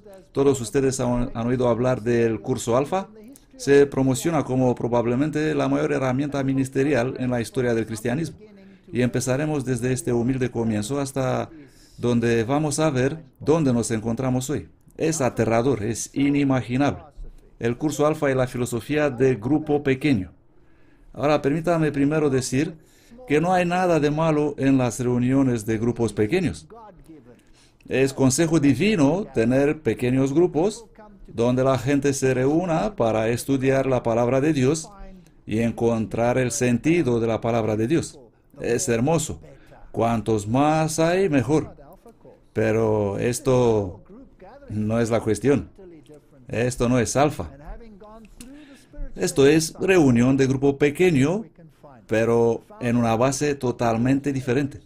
Y tras haber pasado por los ejercicios espirituales, vamos a ver qué podemos encontrar. El fundador del curso, como está escrito, soy Nicky Gamble. Aquí está. ¿Dónde nos lleva? Vamos a leer lo que la página web de Alfa dice. Esta es Alfa USA. ¿Qué es Alfa? El curso Alfa es una práctica introductoria a la fe cristiana durante 10 semanas. El curso da la oportunidad a la gente de explorar grandes preguntas de la vida. ¿Existe algún propósito para la vida? ¿Y qué sucede cuando yo muera? Los participantes al curso Alfa aprenden cómo responde el cristianismo a estas preguntas. El curso Alfa es para todos, comparte la fe en las personas fuera de la iglesia, despierta la fe de los nuevos cristianos y alimenta el compromiso de los cristianos viejos. Esta es la cosa más grande jamás. Los huéspedes de Alfa exploran el cristianismo participando a 15 sesiones que tienen lugar en un relajado, acogedor y atractivo ambiente. Cada sesión explora una cuestión particular. Y luego dan todas las preguntas. Suenan bonito y son inocuos. Hay más cosas en la vida que esto. ¿Quién es Jesús? ¿Por qué murió? ¿Quién es el Espíritu Santo? ¿Qué hace el Espíritu Santo? ¿Cómo puedo ser lleno del Espíritu Santo? ¿Cómo puedo mejorar el resto de mi vida? Suena bonito, no hay ningún problema, nadie debería preocuparse. El poder del alfa, por Rebecca Barnes, reproducido con permiso. Desde su venida a los Estados Unidos en 1996, el mismo año, el obispo de Londres ha nombrado a Gamble capellán de Alfa. Alfa ha crecido de manera exponencial. El número de iglesias estadounidenses anfitriones del curso ha aumentado de 200 en el primer año a más de 7.500 en el año 2005. En mayo de 2004, el exdirector nacional de la Viña de Estados Unidos, Todd Hunter, se unió a Alpha USA como su presidente, entusiasmado por el matrimonio de la formación espiritual y la evangelización que trae Alpha. Dos términos que tendremos que abordar. Y él dice en su blog, él llama el curso Alpha el enfoque más holístico en el campo de la evangelización disponible para las iglesias locales. Ahora vemos lo que dice Nicky Gamble. Él dice, las diferencias entre los protestantes y los católicos son totalmente insignificantes en comparación con las cosas que nos unen. Necesitamos unirnos en torno a la muerte de Jesús, la resurrección de Jesús, cosas absolutamente esenciales en el centro de la fe cristiana. ¿Quién dijo eso antes? El Concilio Vaticano II lo dijo. Esta es una filosofía del Concilio Vaticano II. Tenemos que dar a la gente libertad para estar en desacuerdo con las cosas que son secundarias. Hacemos de eso una regla, escribe él. En Alfa, nunca criticar a otra denominación, otra iglesia cristiana o un líder cristiano. Prohibido criticar. El obispo católico Ambrosio dice, Alfa es una potente herramienta evangélica que no contiene nada contradictorio a la doctrina católica. Fascinante. ¿Se encontró con el Papa? Sí, ahí está con el Papa. Fue un gran honor ser presentado al Papa Juan Pablo, que tanto ha hecho para promover la evangelización en todo el mundo. Lo que nos une es infinitamente mayor que lo que nos separa. Y él ha admitido que algunas secciones se han escrito muy cuidadoso con el fin de incorporar el catolicismo. Por lo tanto, este es un instrumento ecuménico para unir el cristianismo. Alpha News, que es su gran revista de noticias, nos dice algunas cosas interesantes. El Espíritu Santo está transmitido a través de las manos de los dirigentes. Así que en Alfa uno de los objetivos es ser dirigido a este Espíritu. La recepción del Espíritu Santo y las manifestaciones exteriores forman la marca de la fe. Los testimonios públicos venidos de Alfa casi siempre se concentran en experiencias con el Espíritu Santo. Así que nos conduce a esa maravillosa religión experiencial. Así será cuando venga el Espíritu de verdad, dice Juan 16, 13, 14. Él nos guiará en toda verdad. Y Él no hablará de sí mismo, sino que hablará todo lo que oiga y os hará saber las cosas que han de venir. Él me glorificará, dice Jesús, porque recibirá de lo mío y se lo dará a vosotros. Entonces, ¿cuál es el objetivo del Espíritu Santo? Glorificar a Cristo y habilitarnos a nosotros difundir el Evangelio, no tener una experiencia. Esto no es bíblico. Ahora, permítanme contarles sobre grupos pequeños. Los grupos pequeños como el curso Alfa. Los grupos pequeños también están bajo un entrenador, un director espiritual, al igual que la historia de Ignacio de Loyola. Ellos tienen como tarea traer a las personas a un consenso teológico, a la celebración litúrgica y al sacrificar las normas individuales para las normas del grupo y dinamizar mediante la presión de grupo. Vamos a mirar esto. He tomado estas citas del manual de las iglesias protestantes. Estas son las principales iglesias protestantes que aprenden en el curso Alfa. Y voy a citar de ellas directamente de su manual. Allá vamos. Un grupo pequeño tiene un anfitrión, un líder, un Timoteo y a los participantes. Un grupo pequeño ofrece ayuda pastoral, atiende las necesidades individuales y tiene una estructura y duración específica. Es muy controlado. No se trata de un grupo de personas que se reúnen para discutir sobre la Biblia o para hablar de profecía y ver lo que la Biblia tiene que decir. Es el puente entre el pueblo y la iglesia. Cada miembro del grupo es evangelizado, consolidado, formado como un discípulo y enviado. La duración de una sesión es de 1 hora. Se inicia con una introducción, la alabanza, la oración, el tema, la aplicación, actividades finales. No se permite la desviación del formato. Estoy citado textualmente del manual para las iglesias protestantes. Por favor, tenga en cuenta. También los miembros no están autorizados a cambiar los grupos pequeños. Permanecen en el mismo. No se permite la murmuración y la crítica. Se promueven la unidad de pensamiento, sentimientos y el compromiso. Los discípulos del grupo de visión no pueden actuar independientemente de su líder. La unidad es símbolo de madurez. Por lo tanto, permaneces en tu grupo, tendrás consenso teológico, no puedes soplar, no puedes encontrar problemas o buscar errores y serás sumiso. Al final tendremos consenso teológico. Todo lo que es, digamos, inestable, lo desechamos. No puedes hablar de ello. Esta es la unidad. Modelos de éxito. Declarar que el éxito es tuyo. Esto no es otra cosa que el poder del pensamiento positivo. Perseverar, soñar y visualizar. Oh, vamos a ver cómo funciona esto. La obediencia y el respeto por el liderazgo es esencial. ¿Cómo es un retiro ignaciano? Perinde a cadáver.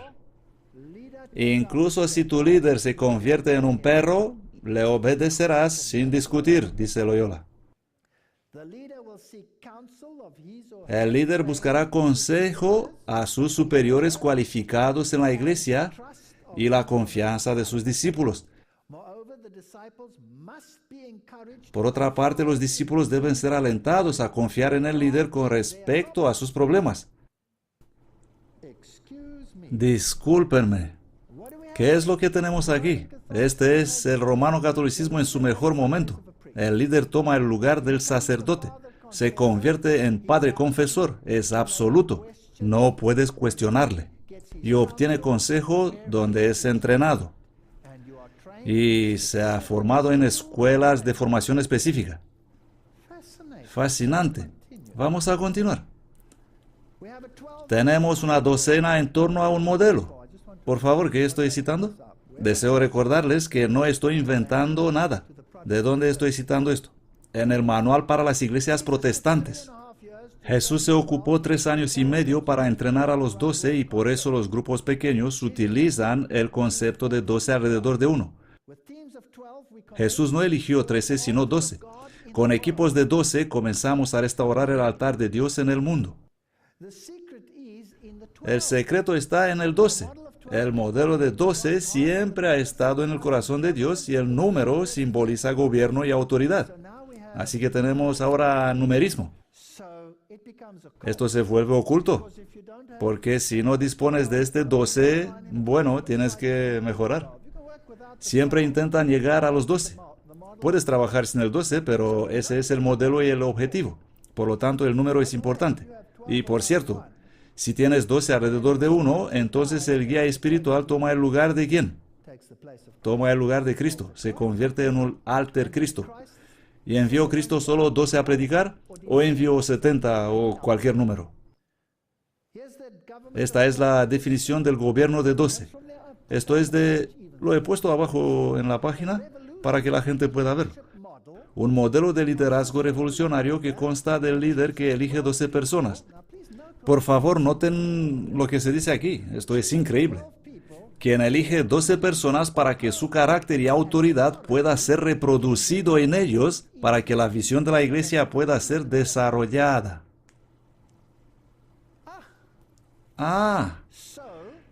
Así que si eres un miembro del grupo pequeño, el nivel más alto que puedes alcanzar es el nivel de tu líder espiritual. No permita a Dios que tengamos tan bajos objetivos. ¿Por qué no hacer de Cristo tu modelo y tener la infinidad para alcanzar? Lo siento, déjenme decirlo otra vez. Para que seas elevado una infinidad. Ahora, les voy a mostrar algo más. Aquí está la página web de la Orden Rosacruz. probablemente una de las órdenes más ocultistas del mundo, la Fraternidad Rosacruz. Al igual que todas las demás órdenes del misterio, la Orden Rosacruz es formada en líneas cósmicas. Si tomamos bolas de igual tamaño e intentamos ver cuántas hacen falta para cubrir una y esconderla, vamos a encontrar que se requerirán 12.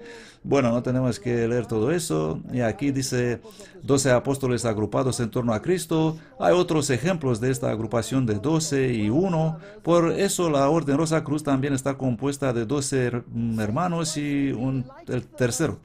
Satanás quiere ser como el Altísimo, y Jesús había 12 tribus de Israel, y él había 12 apóstoles, y él era la centralidad, el cambio de lo antiguo a lo nuevo.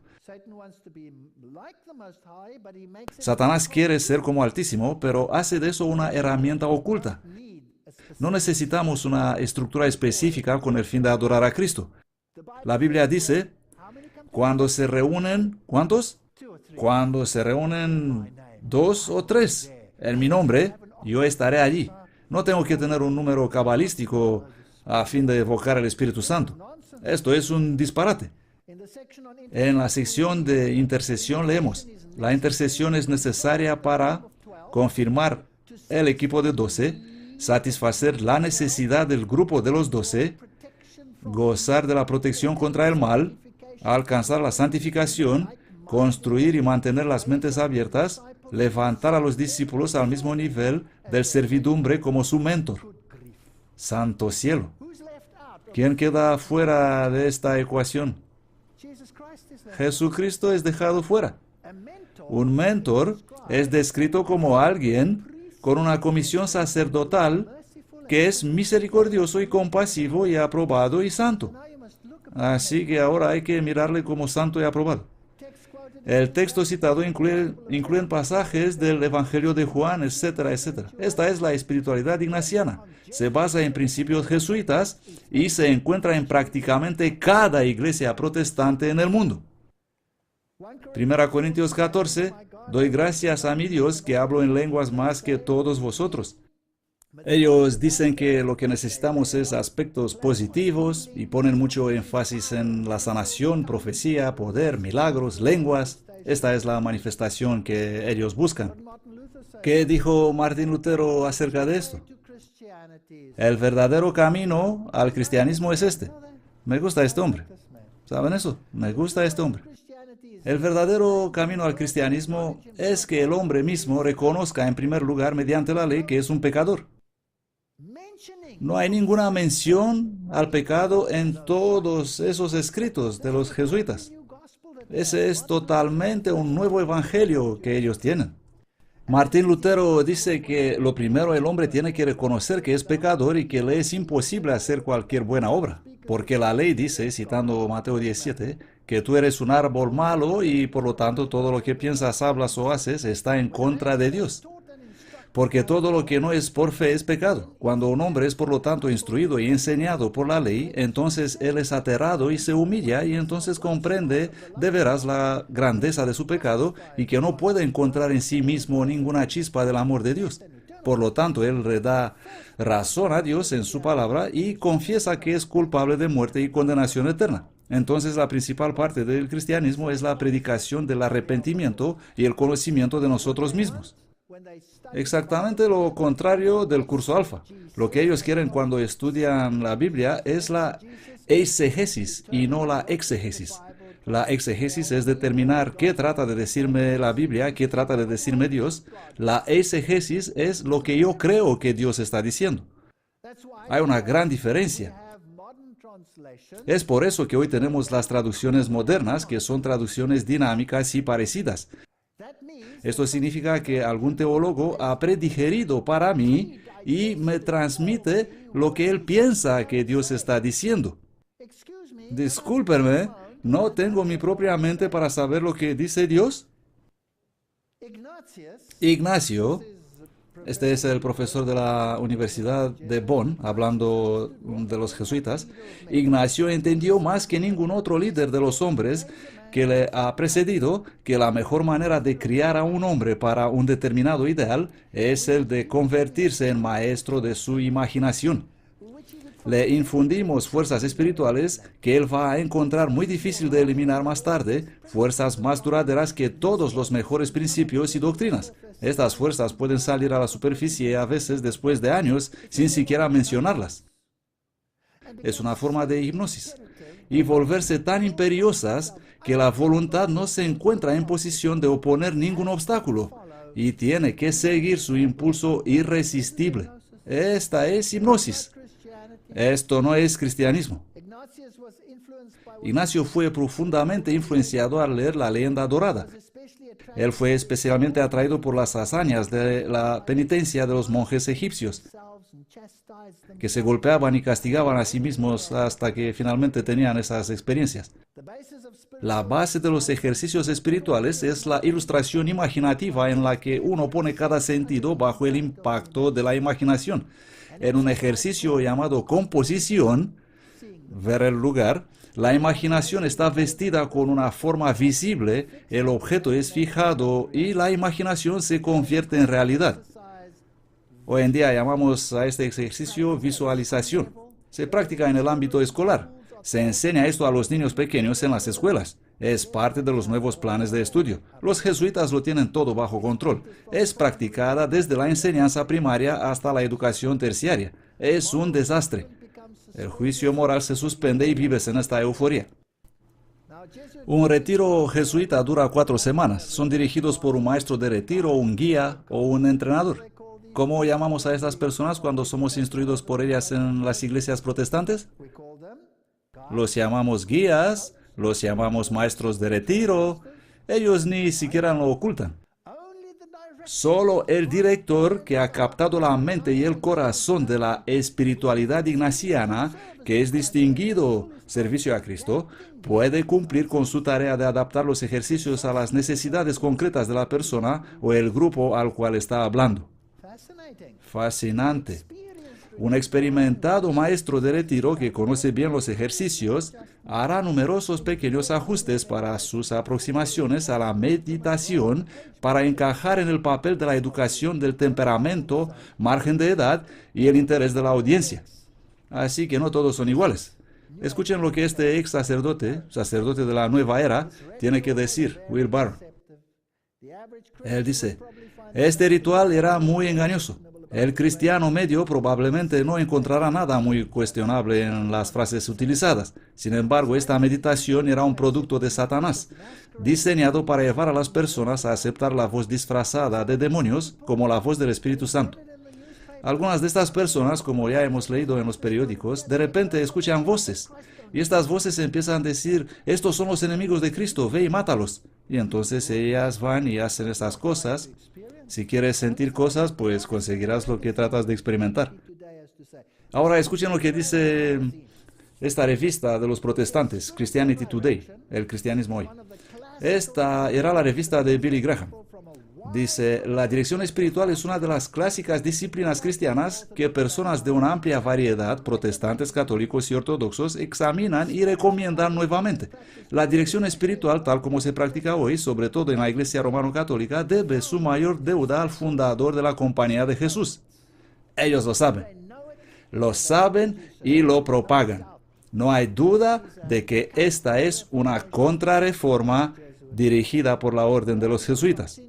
El artículo sigue diciendo, los retiros Loyola se centran en el pecado y sus consecuencias en la vida de los participantes, la vida de Cristo, las directrices para resolver con la tentación del diablo, la pasión y la resurrección. Todos estos temas bonitos. ¿Y qué dice la Biblia acerca de directores espirituales? Miqueas 7 dice, no creáis en amigo, ni confiéis en guía, guarda la puerta de tu boca de la que duerme a tu lado. Ni siquiera al ser amado se le permite dictar tu espiritualidad. A nadie. Esta es una relación que tú tienes con Jesucristo y solamente con Él. Martín Lutero dice, El Espíritu Santo no es más presente y vivo que en sus propias sagradas escrituras. Tenemos que dejar que las escrituras tengan el lugar principal y ser su propio sencillo, verdadero y claro intérprete. Quiero que las escrituras solamente sean la regla y no ser interpretadas de acuerdo con mi espíritu o de cualquier otro hombre, sino ser entendidas en su propia luz, per seipsam, y de acuerdo con su propio espíritu. No me hace falta un guía espiritual para decirme lo que tengo que creer. Necesito la palabra de Dios. Eso es lo que él dice. Pero hoy no. Hoy necesitamos directores espirituales, necesitamos entrenadores, necesitamos experimentar ejercicios. Este escritor dice que todos sean educados a escudriñar las escrituras, a buscar constantemente que Jesús y no los agentes humanos sean su guía. La palabra de Dios debe ser el hombre de nuestro consejo. Esa palabra es infinita. Obedecida, nos va a guiar en caminos claros y seguros. Pero la palabra diluida con dispositivos humanos e imaginaciones no es una guía segura. Dice exactamente lo mismo que Martín Lutero. Dios quiere hacer algo para cada uno de nosotros. Este trabajo es un trabajo individual. Por favor, noten, un trabajo personal. Estudiantes, no dependáis de vuestros maestros para formar vuestro carácter. Por el amor de Cristo, formad vuestros caracteres personalmente. Aferraos a Dios. Y no creáis que tengáis que estar siempre con vuestros maestros para llegar a ser sólidos trabajadores. Debemos de presentar a Dios al mundo para mostrar lo que la verdad ha hecho para nosotros en esta tierra. Queremos ver el impulso del Espíritu Santo. Recordad que así trabajó el Espíritu Santo en las escuelas de los profetas, que cuando Saúl, cazando a David, vino en relación con una de las escuelas, el Espíritu vino sobre él y él empezó a profetizar. Pero necesitamos algo más duradero que hubo Saúl. Aferraos a Dios. Solo os queda poco tiempo para formaros los caracteres para el futuro. El libro de Éxodo dice, no sigas a la mayoría para hacer el mal, ni te inclines a una causa por la mayoría en contra de la justicia. Con respecto a Lutero dice en la gran controversia, la influencia de este hombre solo, que se atrevió a pensar y actuar por sí mismo en cuestiones religiosas, conmovió a la Iglesia y al mundo, no solo en su tiempo, sino en todas las generaciones futuras. Aquí está un hombre solo. Él decidió, me voy a pegar a la palabra. No me importa lo que dice el Papa. No me importa lo que dice el arzobispo. Quiero saber lo que dice la palabra de Dios. Por favor, no me malinterpreten. Estoy diciendo, no busquéis el consejo de sabios hombres religiosos. ¿Eso digo? No digo eso. En el consejo de muchos está la sabiduría. Pero no dejes que nadie te diga qué debes creer. Eso es lo que estoy diciendo. Y aléjate de eso de alcanzar el nivel de tu guía espiritual y confesarle todo lo que has hecho. Confiesa tus pecados a Jesús y si has herido a alguien, ve y decirle lo siento sin necesitar de entrenadores o guías culturales o espirituales escondidos quién sabe por dónde. Mateo 23, 8, 10. Vosotros, en cambio, no os dejéis llamar rabí, porque uno solo es vuestro maestro, Cristo mismo. Y todos vosotros sois hermanos, y no llaméis Padre vuestro a nadie en la tierra, porque uno es vuestro Padre que está en los cielos. Ni seáis llamados maestros, porque uno es vuestro Maestro, Cristo mismo. ¿Es bíblico lo que digo? Maestro, catequetis, una guía. Eso es un profesor o un maestro. No necesito uno de ellos para que me diga lo que creer. Eso no significa que no puedo estudiar lo que han dicho y compararlo con la palabra de Dios. Con estas palabras, Cristo quiso mostrar que ningún hombre debe poner su interés espiritual bajo otro hombre, como un niño es guiado y dirigido por un padre terrenal.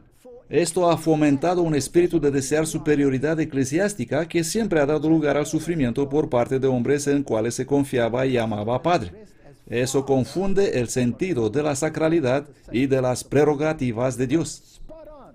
Así como en los primeros siglos, las verdades esenciales para este tiempo se encuentran no en las autoridades eclesiásticas, sino en hombres y mujeres que no son demasiado sabios o demasiado instruidos para creer en la palabra de Dios. Si desean confusión en el mundo, entonces crean a cada teólogo por ahí. Ellos difieren tanto como el oriente del occidente.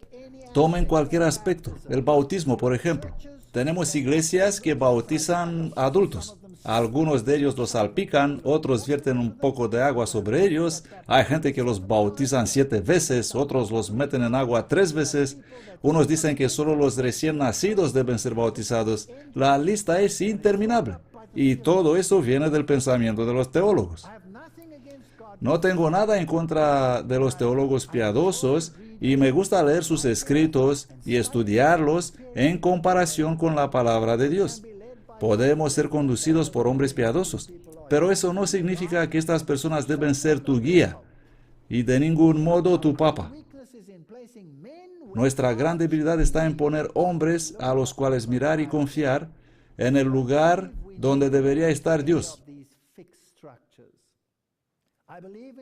No creo que necesitamos algunas de estas estructuras fijas. Yo creo en pequeños grupos y creo en reuniones de estudio bíblico y oración en común para buscar consejo del Señor, y creo en buscar consejo de hombres enseñados que han estudiado estas cosas más que yo, pero creo en la primordial superioridad de la palabra de Dios.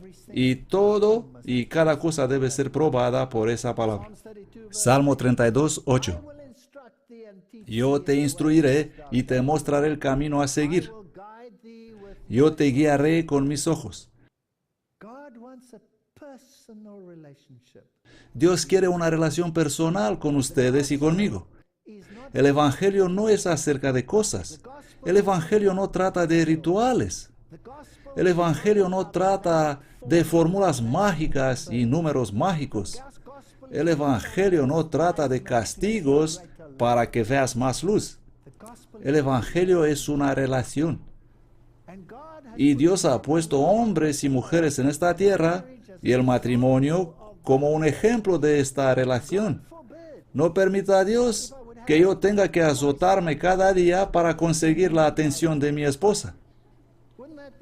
¿No sería patético? Isaías 48, 17. Así dice Jehová tu Redentor, el Santo de Israel. Yo soy el Señor tu Dios que te enseña para provecho, que te conduce por el camino en que debes andar. Confía en el Señor tu Dios. Confía en su palabra y nadie tiene que perderse. Que Dios nos ayude a estudiar más a fondo las incursiones de los ejércitos espirituales que toman el lugar de la fe. Esto se pone cada vez más serio. Gracias.